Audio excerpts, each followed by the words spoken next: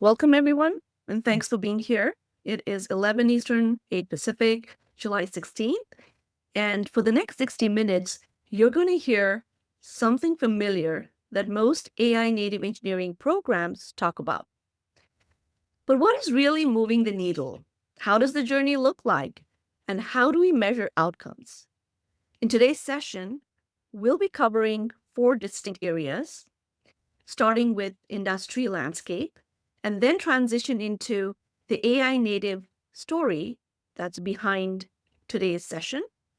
We'll also cover governance and frameworks and policies that work for us, and wrap up with measurable outcomes from this engagement. If you have any questions, please feel free to put them on chat.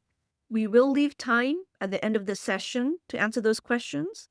And please be mindful and mute yourself if you're not already muted. All right. So, to have this conversation, let me quickly introduce the panel here. We have Doug Jones from Sharecare and Prashant Krishnakumar from Genzeon. And I'm going to be a moderator. Doug and Prashant, can you please take a few minutes to introduce yourself? Sure. I'm Douglas Jones. I currently am Senior Director of Engineering at Sharecare. I've been here about 5 years. Some of my background is with School for Computer Science.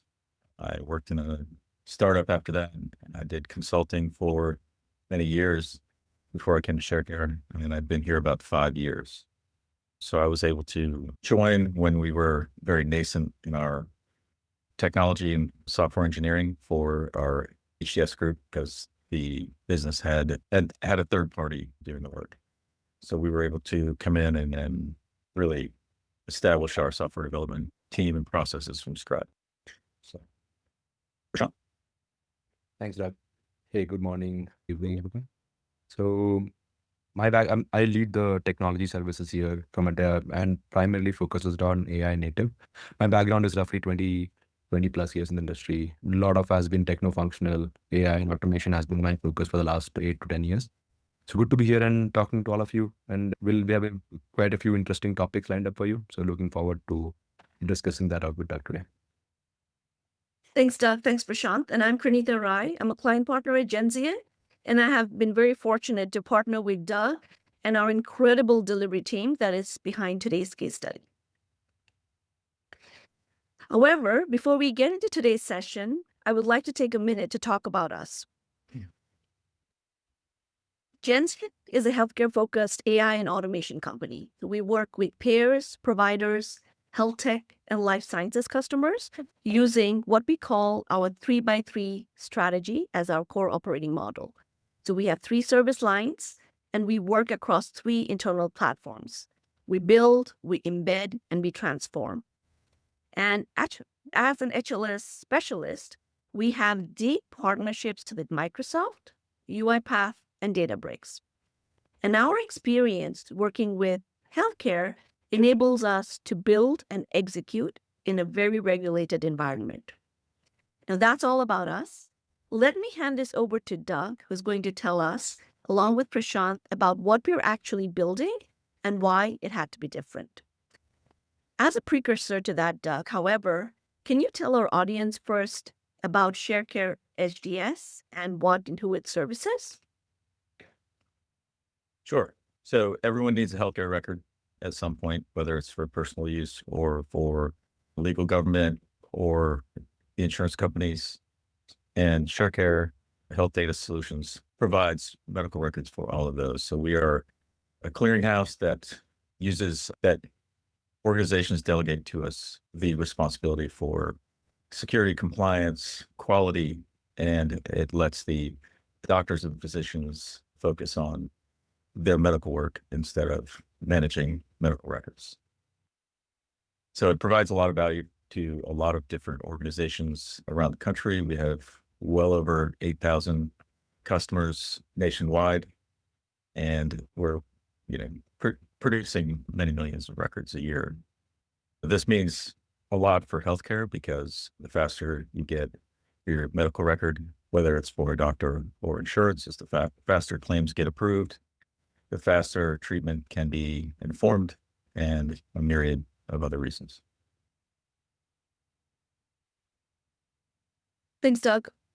And I think it's also important to call out as we are having this conversation that because of that landscape, when we started our AI native journey some 8, 9 months ago, we were really not starting from a blank page, right? We were starting on top of a system that already had to have high availability, was HIPAA compliant, high trust certified. And so adding AI on top of that is fundamentally harder than adding AI to any other platform. So, Prashant, moving on to you, can you take us through the industry landscape of AI native engineering? Sure. So when I look at the landscape, right, and when we talk to our clients, the picture I see is a spectrum. At one end, almost every engineering organization today is talking about, experimenting, individual licensed developers having AI tools on their own, right? And that's one end of the spectrum where people are still experimenting. And this, I mean, and some people are moved in the spectrum, but a little bit more mature. But the other end of the spectrum, which is a really small group, are a group of our group of companies who have really gone AI native, right? And gap between these two groups are widening fast with how fast progression in AI is happening today. So what we see in the middle is the real interesting part, because most of the customers are stuck in what I call the power tool era, right? Every developer has a great tool, but there is no shared standard, there is no project context, no governance, right? And that's where really the risk creeps in, right? Or you have shadow AI, inconsistent quality, tools touching data where they shouldn't, right? So the two conversation we have most often is how do we get from individual productivity to team level velocity? How do we do that without creating a compliance problem, right? And teams who are actually successful in going down this, you can actually see the numbers on the screen. This is where you see the impact when you see the team level velocity really creeping in. You see that 3x impact, right? Reduction in cost, right? Faster SDLC tasks, right? And also the concept of SDLC is changing. We'll cover that in the subsequent slides. People are moving more towards using AI as a fulcrum around which the entire processes gets built, people get trained, right? So that is change is also happening. But the opportunity is massive, right? The amount of the new way of doing things, there is opportunities for individual developers, engineers, architects, right, to use these tools to be more productive. At the same time, there is opportunities for organizations to improve the time to market. Doug, from your point of view, have you seen something similar? Yes, I think it's important to go back. AI has been really developing for 10 years. And when I joined Sharecare, we were doing a lot of work around going public. So we're shoring up our compliances and security and all of those things. So every year, our team, or even every 6 months, we would go out and see what was available for AI. ChatGPT came out. That was a big turning point for basically replacing a Stack Exchange type, Google search to find answers to the issues that you want to solve. But even at that time, it was more of a, break fix research tool just to get answers. So the next couple of years, obviously keep checking in.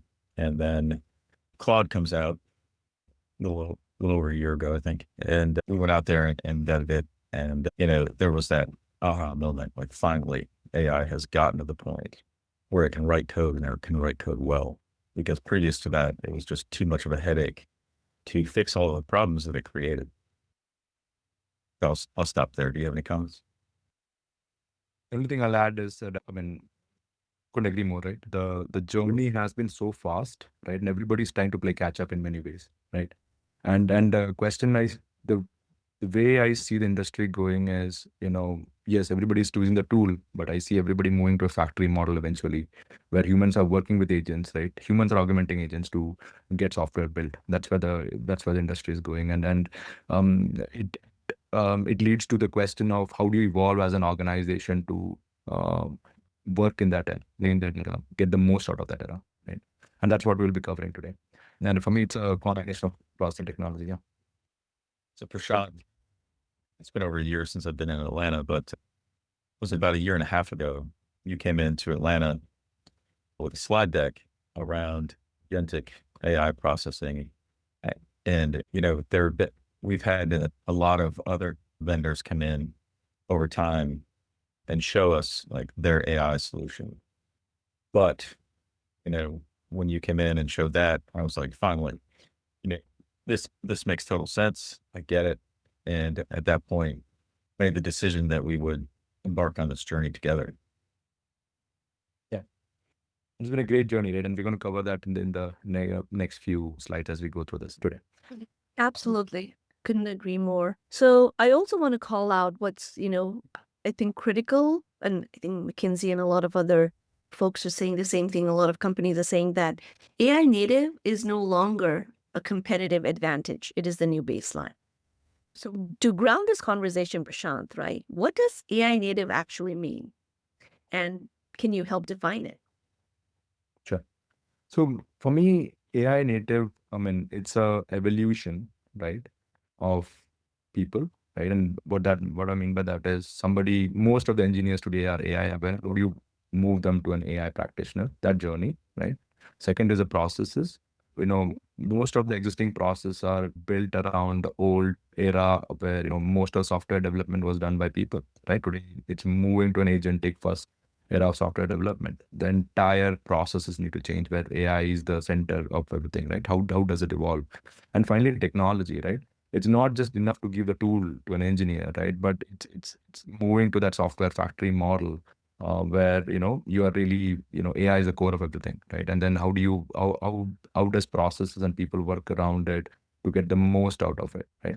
So again, for me, AI native is not one thing. It's a mixture of multiple things, right? And how you bring it all together in a organic way to create value is where the difference really happens. Doug, from your point of view, I mean, is that how you see it as well? I just want to be clear that AI native is not taking the human out of the loop. So Yeah. in AI's current state, in my opinion, the human is more critical than ever. So it actually, while it is a threat to junior developers who don't have a lot of system knowledge, these senior developers that, we've spent the first 6 months curating the team and making sure we had all A players and getting them trained to understand the use AI responsibly in their software development.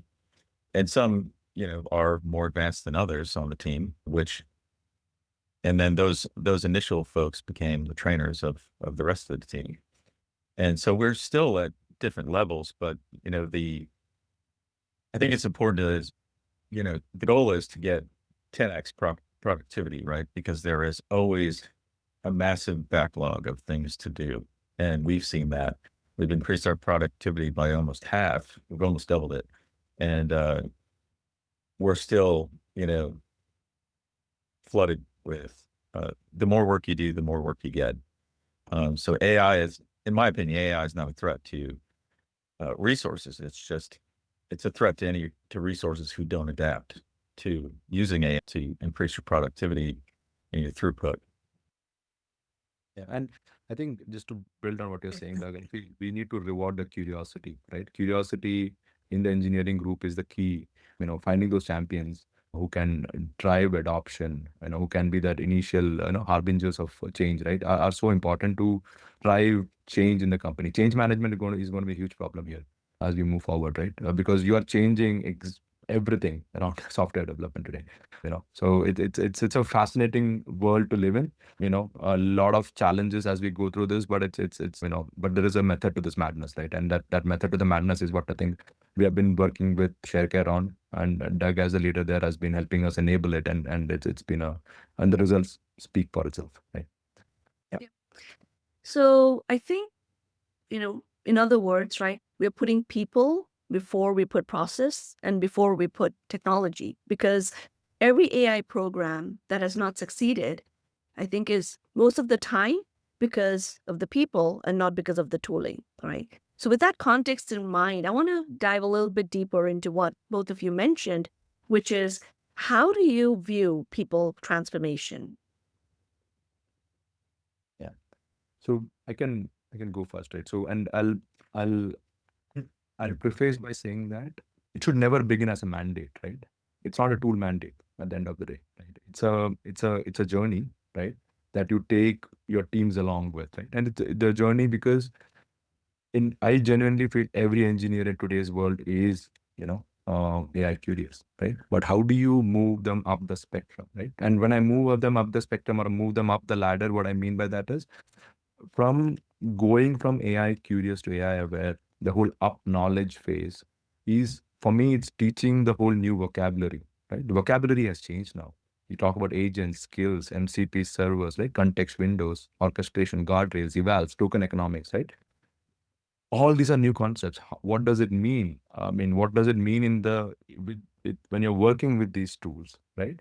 So until you acknowledge someone on that language, you literally cannot understand how the modern tooling works, right? And once you acknowledge them, giving them the right set of tools to experiment with, giving them the window to experiment with, giving them opportunities to work on projects where you use those tools, but at the same time building those right processes around them so that they can be successful is key for moving them from AI aware to really AI native. And then doing large scale, doing large scale projects. We do hackathons internally to build that capability within organically within the teams, and really that upwork is where you lead to AI practitioner, right?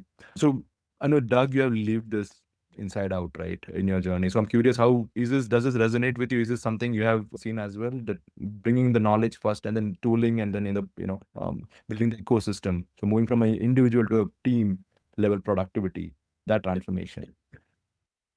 Yeah, I think that's where the initial journey where the crawl, walk, run is that you basically have to live, eat, and breathe in cloud and AI, whatever tool you're using to create whatever you want to create. So I think right now is one of the most entrepreneurial friendly times ever because the availability of these tools, which can, help you fill in any skill gaps that you may have, or even if it's just a time situation that you can go in and build something, right? So as a start, go in and build something. And then as a leader, you have,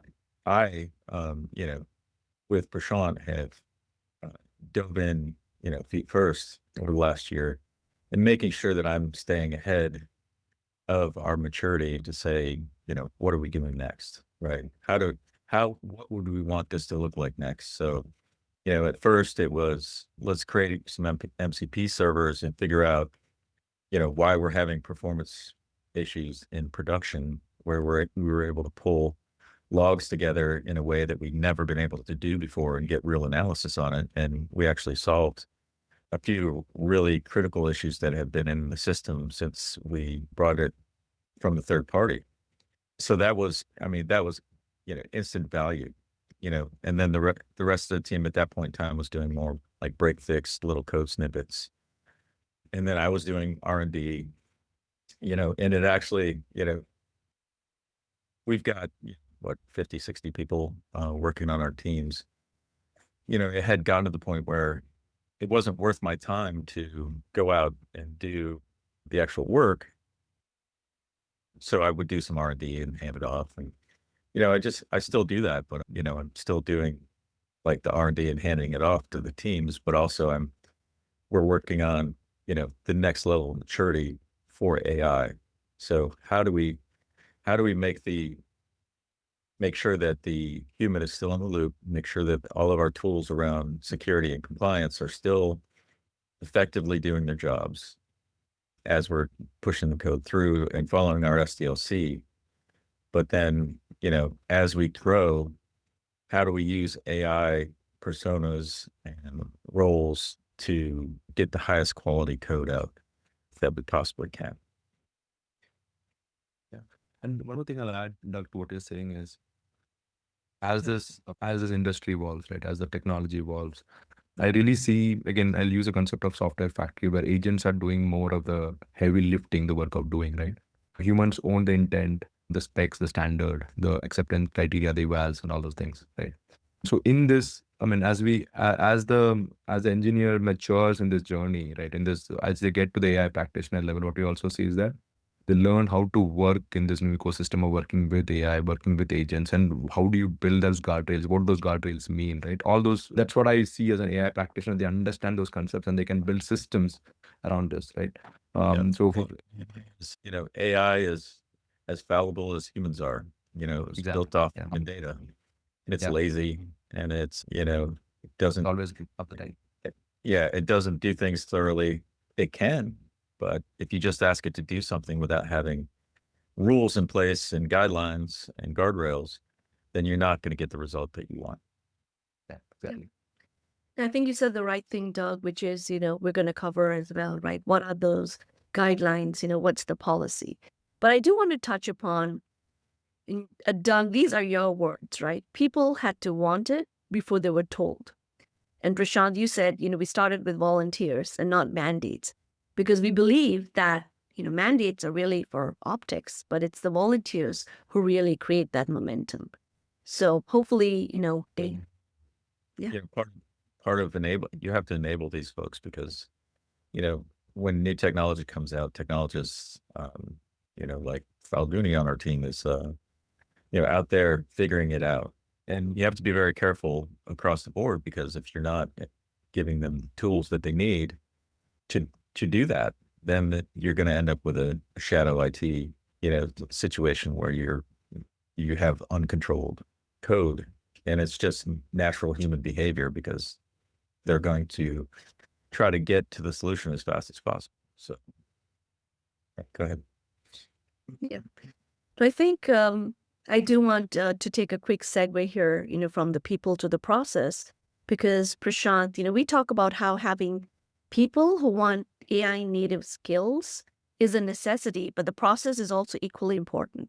So can you take us through the process? Sure. So for roughly 30 years, right, we have designed the SDLC around human throughput, right? Sprints sized to what people can, review queues, sized to what people can read, handoffs between roles, because one person cannot hold the whole thing, right? So the processes were defined with, you know, checking how humans collaborate with each other, how the handoffs happen. That's where the process was.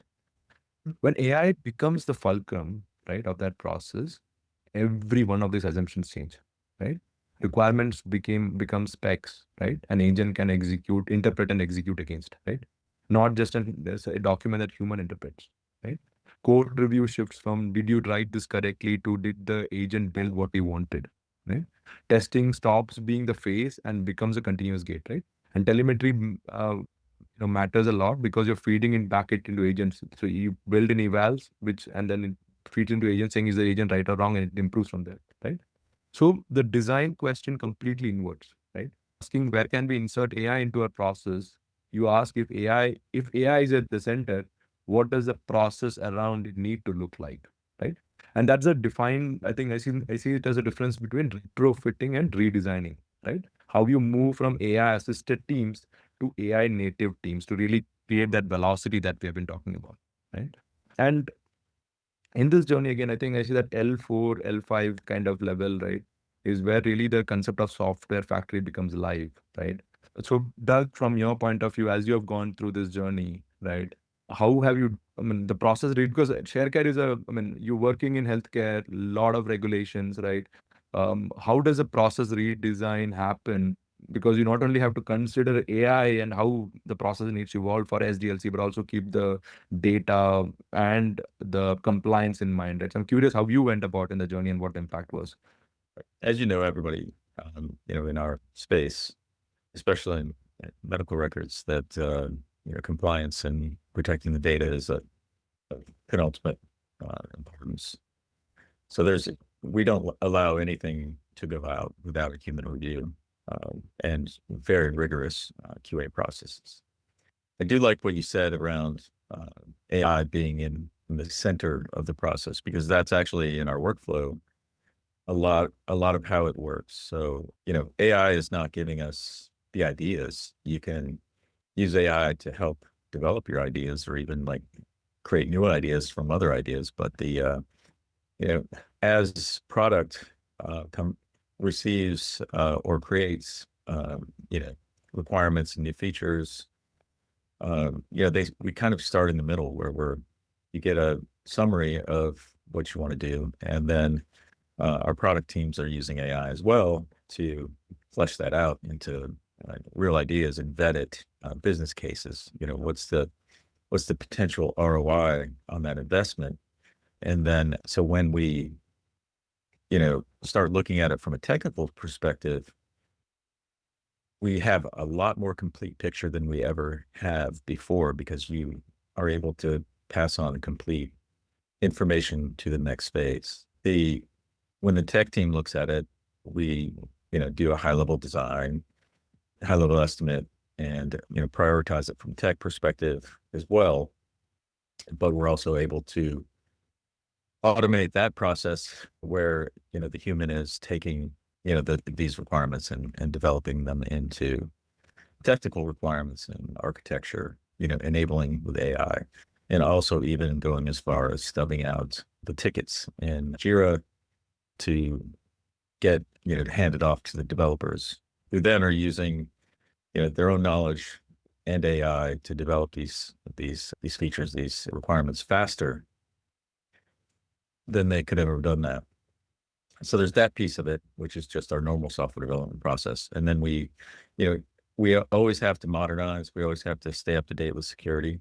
And, having an AI go and look at a system or an API or a component and do critical analysis of it and figure out the best way to modernize with the latest and greatest technology that you may not have experience with, and make suggestions, is also really, really valuable to us. And we've done this year, in 2026, we've delivered major upgrades on our legacy platform and major upgrades in security across the board in the company.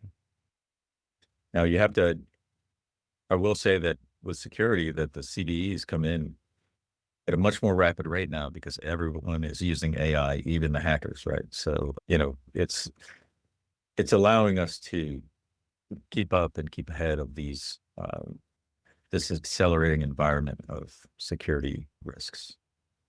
Right.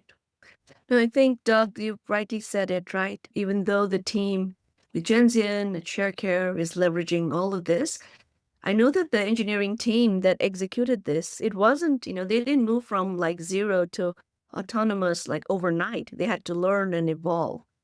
So the follow-up, Prashant, from that is, what resonates with organizations who are either building such processes or have implemented such processes to a certain degree of maturity? So I think most organizations they are in this journey, right? So they are in somewhere in here, right? And when you show them this maturity model, right? For me, they typically resonate to say, hey, most of them are at L2, right? Is how I see it. They are in the power tool era. Most of the engineers have been given some kind of tooling today to do it, but they are not, they are seeing individual productivity. They are not seeing the team productivity, right?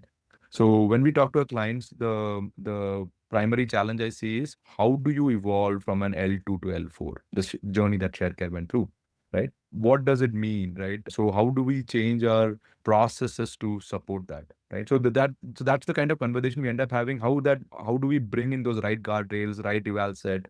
How do you mature the as I said, change the redesign the process with AI as the fulcrum, right? So that's the kind of conversation we end up having with most of our clients to move from L2 to L4 to L5, right? What I see in the industry is most of the companies are today at least at L2 or sometimes L2 plus plus, right? Yeah. There are things like when we talk about governance, we can create guidelines and publish them, but if you're not giving the team the tools to do it within your ecosystem, then you're potentially going to leak information because they're going to naturally paste prompts outside of the ecosystem. So we also had spent a lot of time not only developing our governance practices, but setting up the environments inside of our firewall so that and having tools that scan what's being put into those tools to make sure that no PHI or anything like that is escaping. So it's definitely something we have to really keep top of mind all the time. Yeah. And one more thing I'll add is context matters, right? In the AI world, context is everything. So when you look at this, how do you build your process in such a way that the teams are getting the organizational context, the project context, right? How does it organically flow into the work that a developer does, right? So a developer gets the most productivity because you can scale the developer up, train them all you can, and then but if your processes are not mature with the right governance, as Doug said, right? You don't get the value out of it, right? One more thing I'll add is, again, from a process perspective, is the whole token economics, right? And we'll go from a tooling perspective when we talk about, we'll get to that as well. But even from a process perspective, that awareness of, how token gets consumed, right? Having that awareness and embedding that in your processes so that, there are checks and balances built into it becomes important to get the value you need at the right price point, because you have heard horror stories in the industry today where companies have burnt out like a few $1 million worth of tokens because there were no right guardrails built in from a process and a technology point of view. Yeah. And that's people have to realize that you get charged on the way in, on the way and on the way out with AI. So, creating a memory castle and, locally to reduce the prompt size and the result size makes a big difference on the cost. Yeah. I did want to address the one item, which is, the 2 weeks pilot to prove value.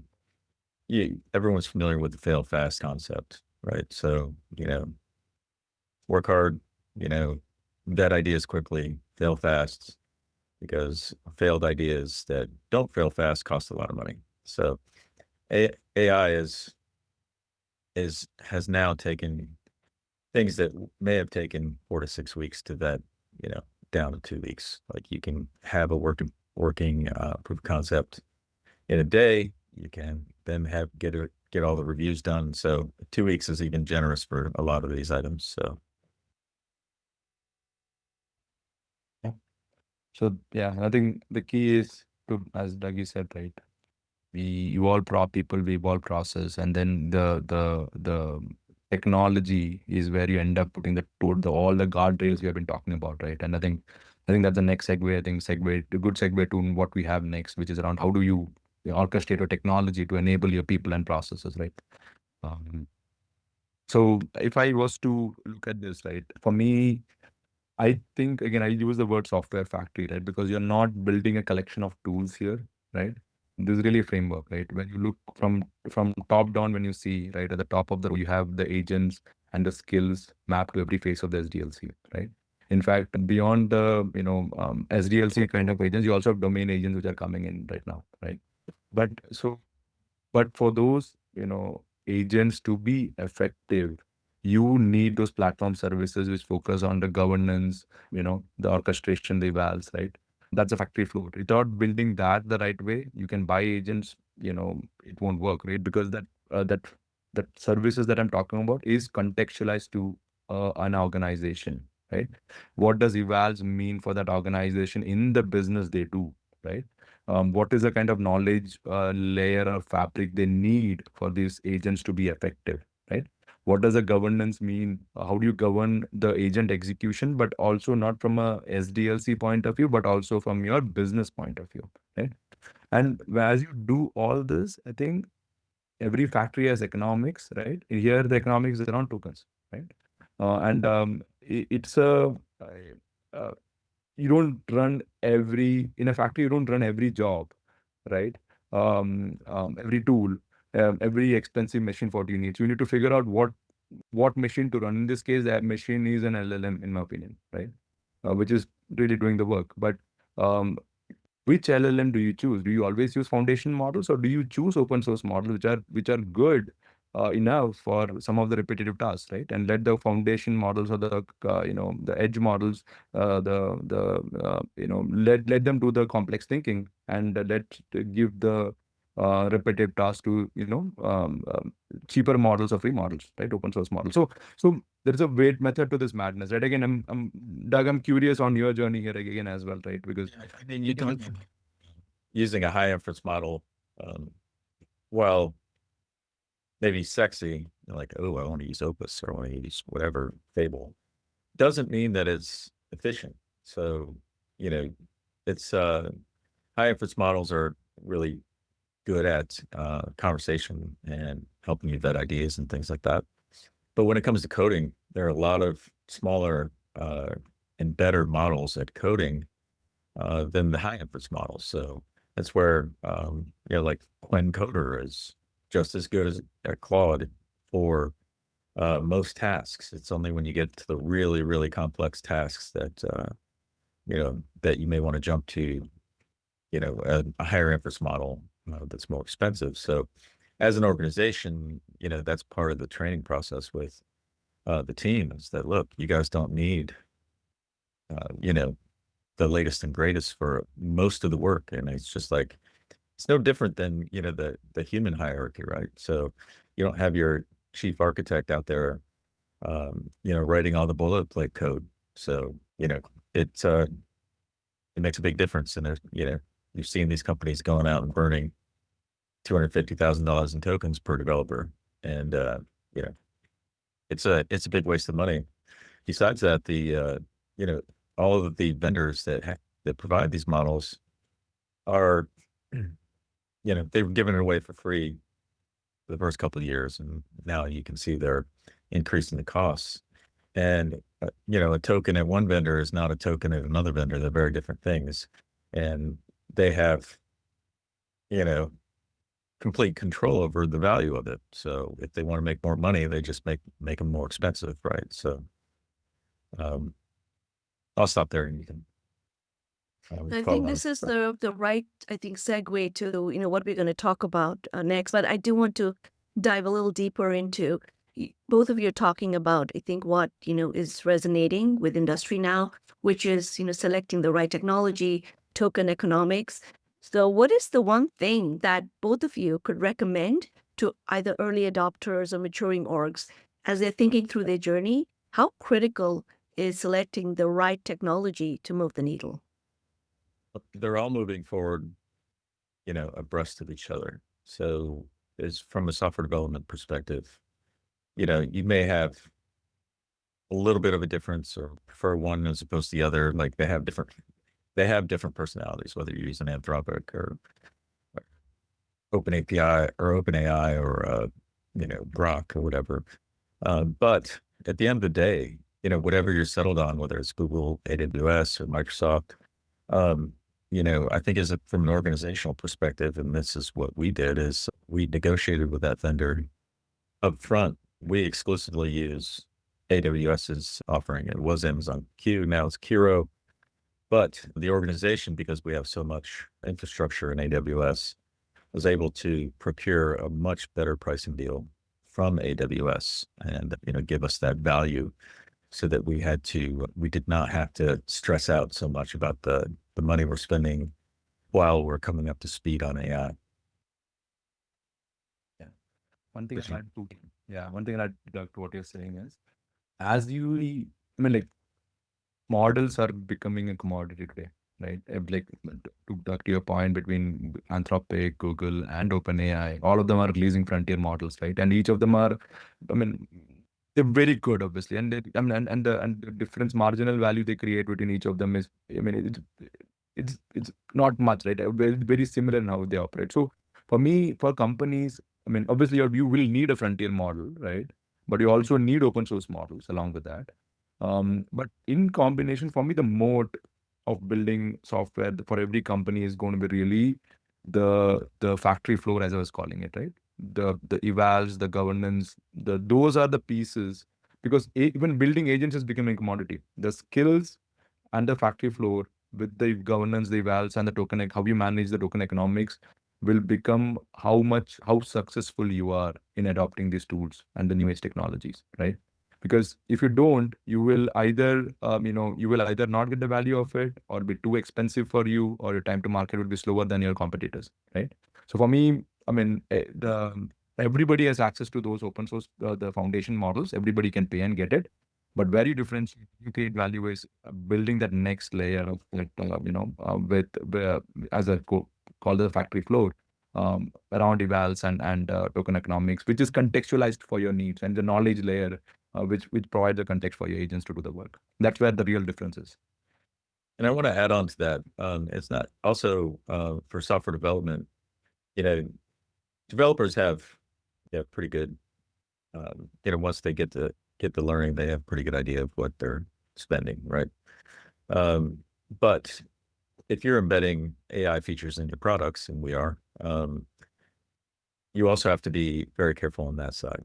So everything is not appropriate for AI. So, for instance, we had an AI feature that we implemented, and on the first round, we put it in beta, and realized after a couple of days that it was consuming a huge amount of tokens, calling out to Bedrock. And we looked at it, we picked it apart, and we said, okay, well, we only really need AI for 10% of this workflow. The other 90% we can use, and we used AI to build it, traditional software techniques around, parsing files and looking for pattern matching and things like that, so as a pre-classification before we sent it to AI, which then reduced our prompt size, reduced our output size, and something that was costing us, and it doesn't seem like a lot, 25 cents per call to Bedrock, then went down to 2 cents, right? So those are the things that you really need to have a close eye on when you're pushing things out that can have token cost out. I mean, in the wild, if you will. Yep. I think we talked about people, right? We talked about process, and we also talked about how process changes, cannot be done without the right technology to enforce them. I do want to take this segue to talk about governance because, technology has to be governed, right? So, Prashant, can you tell us about our governance model and how have we evolved and where is the industry headed? Yeah, sure. So I will go back to the concept of what I was explaining when we were talking about process, right? So as for the last 30 years, right, we have designed our SDLC around human throughput, right? So for the same way, right, the 30 years of governance has been around human throughput, right? Peer reviews work because humans write at the pace that humans can read, right? Change advisory boards work because releases come weekly, not hourly, right? Quality gates assume people at both ends, right? So, so for me, this model is evolving, right? And all the assumptions we had in that old model is broken now because there's a new model of how things are running, right? And as I said, as you have to put governance for the future of where you have that software factory model, because every company will end up there in the next 1 or 2 years. You have to think ahead and think about the governance from that point of view, not for governance for today, right?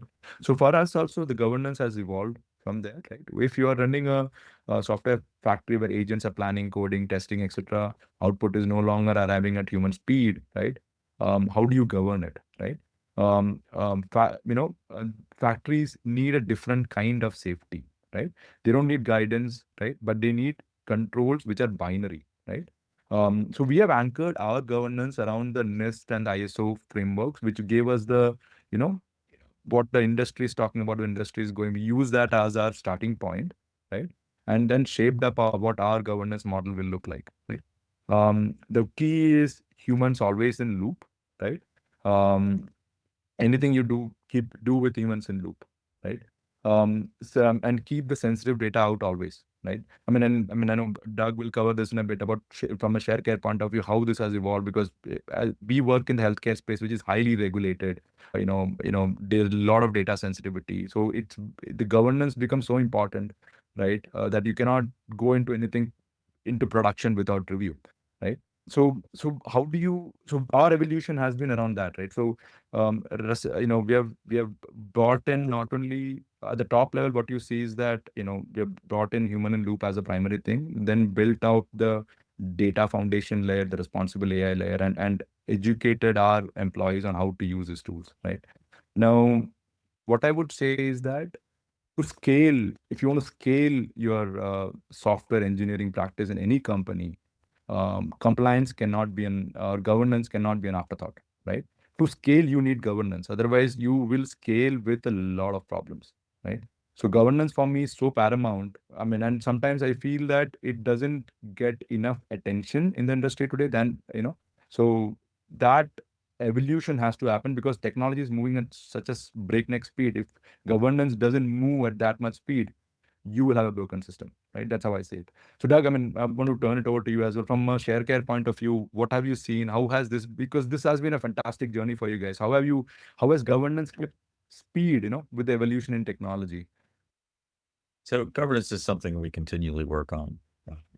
As technology evolves, as we evolve, uh, we're constantly reviewing our governance documents and making sure that that information is getting out there to the teams. And with that, with HIPAA data uh, and legislation, the costs of any sort of misuse of that data is huge. The fines can be massive. So not only our infrastructure team, but our software development team and our leadership is always has governance and monitoring and control top of mind. We've everything that goes out and monitors our software that's out in production is out there. Looking to see if there's any possible way PHI could get out. Those alerts are raised where anything like that is getting remediated quickly. But from a prompt perspective and a developer, like a developer has to be very aware as well that you need to anonymize the data in a way that is compliant before you can use it in any way in a prompt. Or if you're pointing it to files, same thing. Let's see, where was I? So, I mean, what matters most, Doug and Prashant, right? I think what both of you are saying at the end of the day is that in healthcare, there is policy that governs what AI can and cannot touch, right? So, humans always in loop or nothing to production without review or zero PHI in AI prompts. So, Doug, I'm really interested to understand what was your learning in building and establishing this governance policy in Sharecare.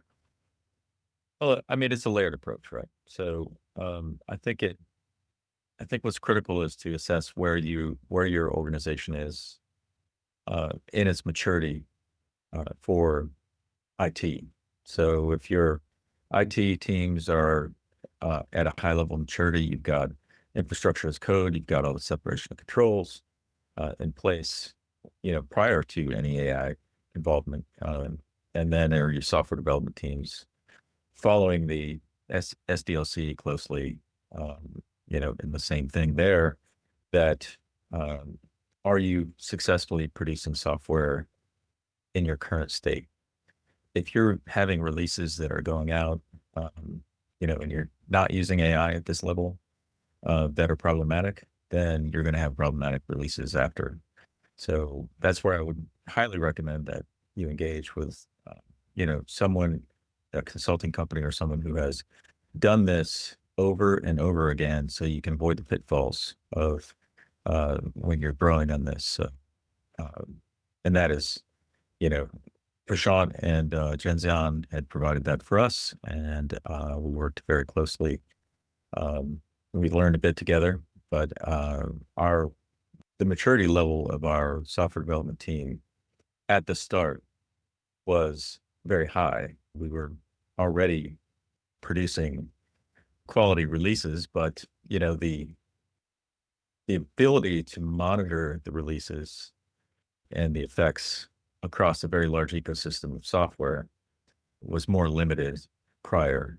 And now we were good before, but we're even better now because we have we've improved our, integration testing, quality, our load testing, all of those things with the use of AI. It has allowed us to dig deeper and wider than we ever have before.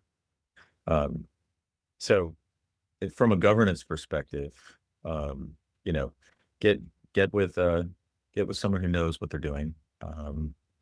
Get these bullet points in place, get the training done, get a small group working successfully, share that knowledge out through the team. And then, it takes a little bit of time, it takes some iterations to get a cadence to where you're going at higher and higher velocity. But, we've proved it over the last year that you've seen we added 25% velocity. Last year we added 25% velocity the first half of this year. I'm sure that eventually that will level out, but it's doable for sure. Yep. A great segue, Doug, because I think we talked about people, the main component and the core of this, right? Then we talked about process, technology, finally governance. But, you're actually talking about what every executive out there is thinking, right? Did it actually work? So you talked about leveraging AI during root cause analysis in production, to running releases with AI-empowered teams.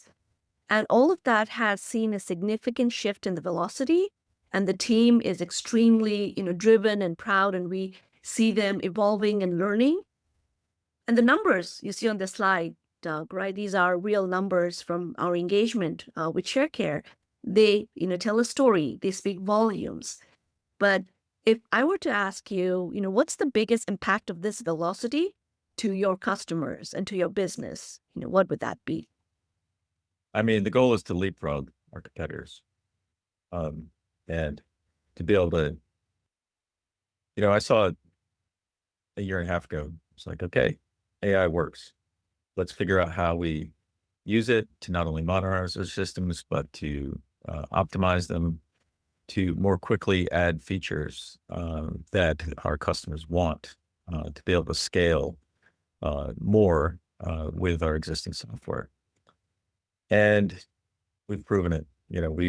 We've um, we've had success on all the metrics, and we've had a lot of really good wins in sales through the last couple of years. And while we were doing well, we were doing the same things, but we were just doing them a lot slower prior to AI enablement to now, which is allowing us to really go and get the business that we need.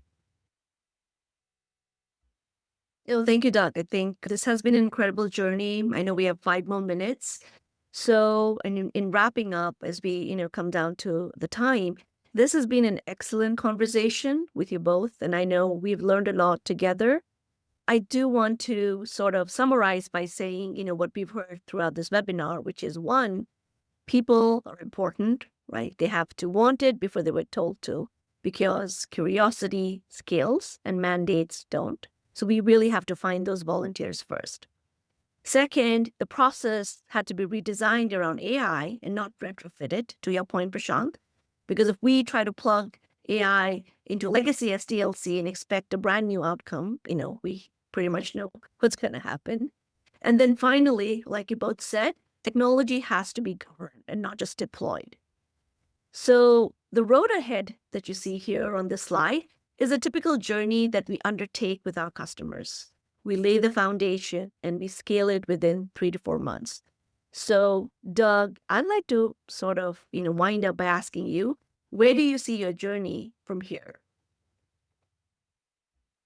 A word process on it. So you go from, okay, early you have to convince the team that this is the right path, that you're not eroding your value by adopting AI. But we've continued to increase our velocity, and now I've been working tip the spear with Prashant on, okay, how do we then take our mature SDLC and evolve it into an AI team, right? So that with the same amount of people that we have, we can even produce more. And that is, creating those roles and personas and adversarial reviews and all of the checks to make sure that you're getting complete work out of AI, so that, we have to do less work because the bottleneck's moved, right? So now the bottleneck has moved from software developers into QA and validation. So how do you move? It's another shift left situation. Like you've got AI now, you can produce a lot of code, but how do you produce code that goes to QA that has very few bugs? So I think it's been an incredible journey, no doubt, Doug, and we're learning every day. So, Prashant, what's your final message in this webinar to the industry based on your experience? If there are organizations that have started the journey, what should they consider? If they haven't started, what can they consider? So I think where the industry is going, as I mentioned before, I'm going to tag on the word again, the software factory, right? Where every organization is going to build a software factory within themselves, right? Where it's the core, it's AI, and it's governed by humans around it, right? Humans provide the evals, the governance process, all that, right? So the future is more about, okay, I mean, you can start, your throughput is obviously through the roof, right? But are you producing the right set of software with the right set of security parameters, with the right set of functional quality, right? How do you eliminate that hallucination that AI can do? So how do you do that at scale, right? With the right governance, so that is a problem everybody has to solve. I think going after the which foundation lab models to go after models are going to become a commodity, right? So how do you look beyond the models to build things the right way and do fast? So it's a new age of software engineering coming. How do you adapt to it? Is the challenge that leaders are going to have to solve as they move ahead in the next couple of years. yeah, and our big challenge has been how do we deliver as much as a company that has the 10x the technology budget that we do, right? So you got to get creative and you've got to use the tools effectively, and you've got to assume that or hope that the companies with the 10x budget are not using it as well as you are, so that you can then catch up and leapfrog that competition. So. Yep, agreed. I think this has changed a lot of dynamics, and I know we are at the top of the hour. I do have to thank everybody who joined this webinar. If you have any questions, you can put them on chat. But yeah, I mean, we just had two call to actions for the folks here. One, you can either start a conversation. We offer AI readiness assessments, so you can actually leave with a roadmap at the end of it. Or you could request a workshop, which is about half a day to a day that we spend with your engineering leaders, like we did with you, Doug. And I think this is working. So that would be another great way to engage with us. And the QR code on the screen is another way to contact us. So whether or not, you embark on this journey with us, I think what's very important is to get started, because the teams that move now will define the next decade of healthcare engineering. So thank you all for joining us here today. Thank you, Doug and Prashant, for sharing your insights. And this has been a really exciting webinar. Thank you. Thank you.